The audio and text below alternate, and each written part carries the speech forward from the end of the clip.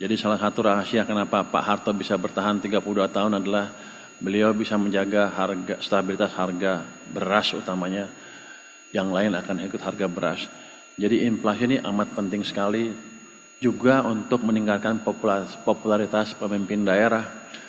Kalau di daerahnya harganya nggak terkendali, pasti nanti ke depannya kalau ada pemilu nggak kepilih lagi. Saya ingin cerita sedikit kenapa inflasi itu penting. Yang pertama, inflasi itu bisa menjaga stabilitas sosial politik. Jadi salah satu rahasia kenapa Pak Harto bisa bertahan 32 tahun adalah beliau bisa menjaga stabilitas harga beras utamanya. Yang lain akan ikut harga beras. Jadi inflasi ini amat penting sekali juga untuk meningkatkan popularitas pemimpin daerah. Kalau di daerahnya harganya nggak terkendali, pasti nanti ke depannya kalau ada pemilu nggak kepilih lagi.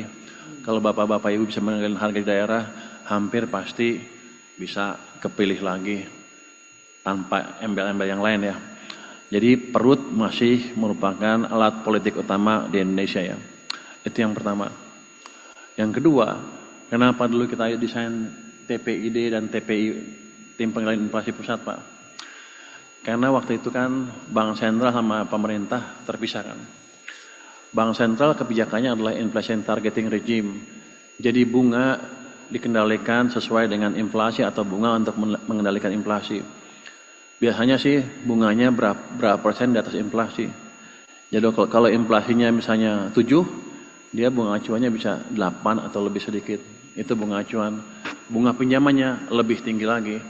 Jadi waktu itu ditargetkan mengendalikan inflasi serendah mungkin supaya BI bisa menurunkan bunga ke level rendah.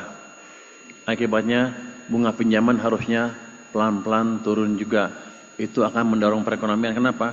Karena pemerintah waktu itu nggak bisa mengendalikan bank sentral. Jadi cara kita mengendalikan bank sentral adalah mengendalikan inflasi ini. Kalau inflasi bisa terus-terusan 2,5, BI harus dipaksa, pelan-pelan akan bisa dipaksa menurunkan bunga acuannya ke 3,5. Harusnya bunga pinjaman juga turun mungkin ke 7 atau lebih rendah lagi. Kalau itu yang terjadi maka ekonomi kita bisa tumbuh lebih cepat lagi atau paling nggak bisa bersaing dengan negara lain. Karena di Malaysia bunga pinjaman paling 5%. Kalau di sini ketinggian ya perusahaan kita kalah bersaing. Jadi di sinilah pentingnya pengendalian inflasi.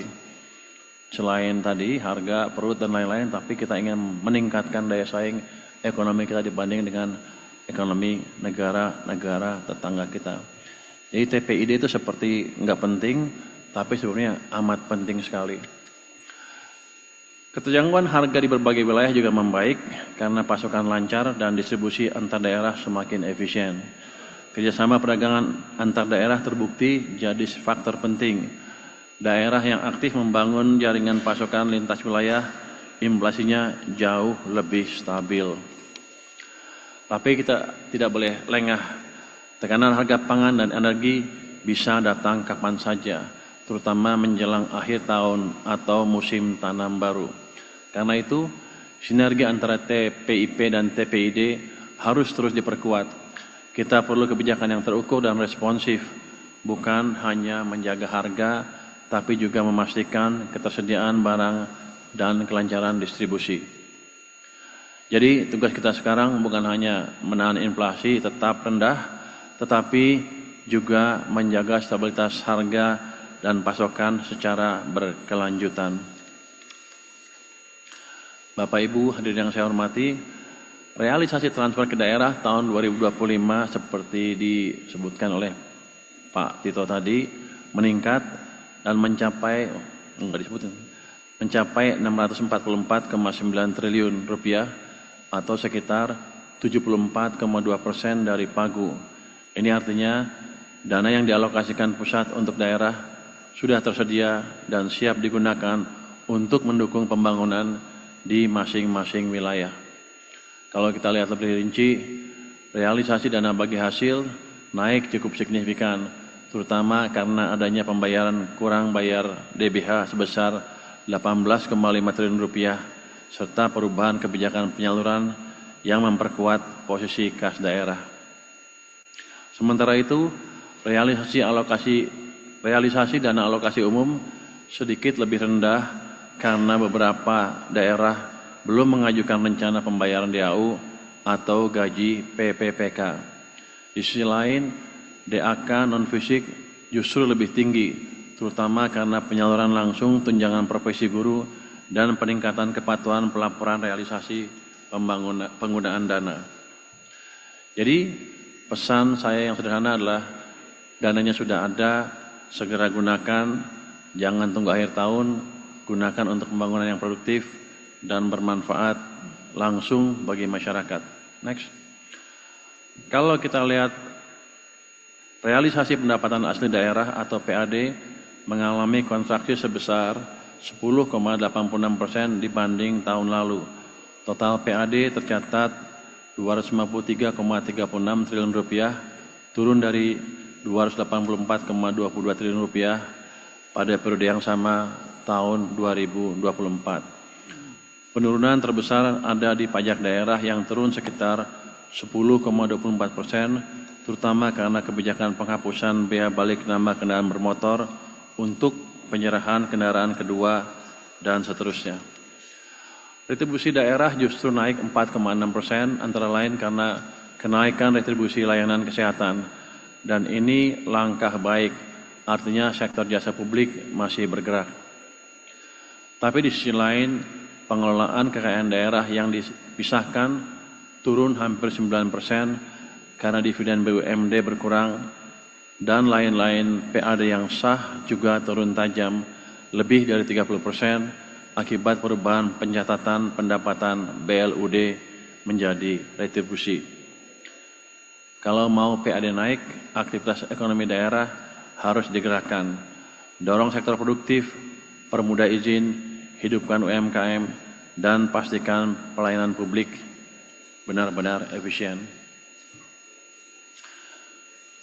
Bapak dan Ibu yang saya banggakan, realisasi belanja APBD sampai September 2025 baru mencapai 712,8 triliun rupiah atau sekitar 51,3% dari pagu 1.389 triliun rupiah. Angka ini lebih rendah 13,1% dibanding periode yang sama tahun lalu. Artinya perputaran ekonomi daerah berjalan lebih lambat. Kalau kita rinci, belanja pegawai relatif stabil, turun tipis 0,7%. Tapi yang perlu perhatian serius adalah belanja modal hanya 58,2 triliun rupiah atau turun lebih dari 31%. Padahal ini belanja yang langsung berdampak ke pembangunan dan lapangan kerja. Belanja barang dan jasa juga turun 10,5% dan belanja lainnya anjlok 27,5%.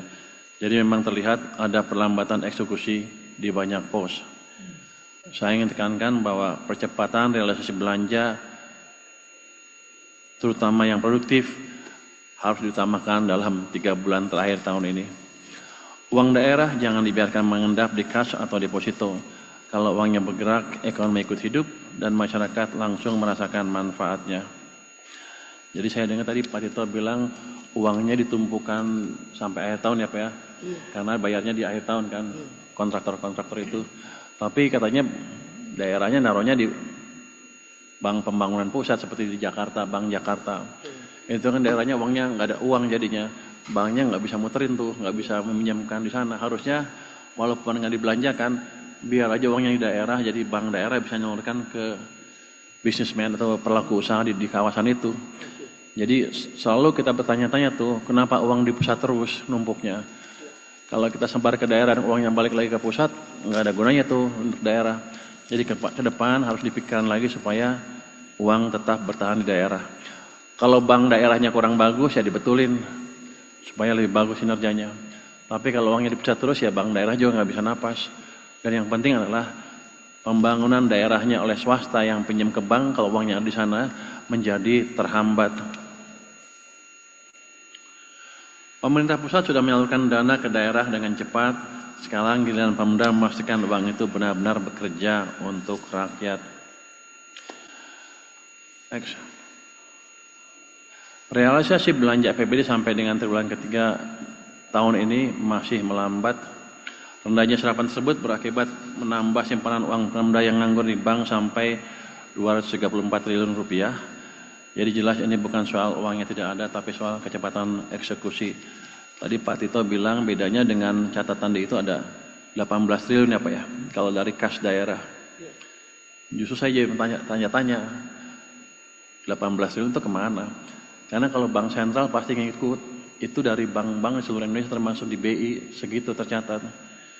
Kalau di Pemda kurang 18, mungkin Pemdanya kurang teliti ngitungnya Pak, nulisnya Pak.